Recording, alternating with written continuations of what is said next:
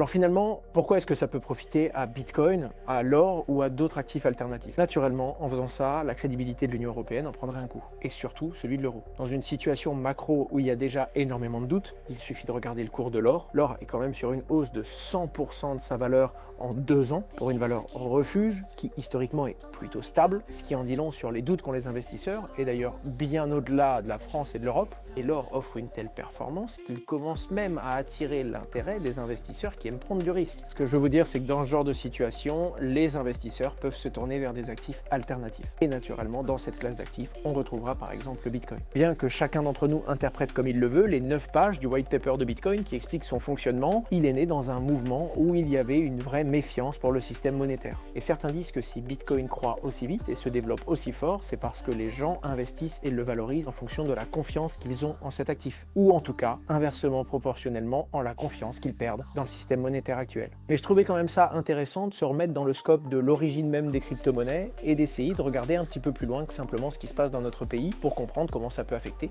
plus largement le monde des finances et donc indirectement votre portefeuille.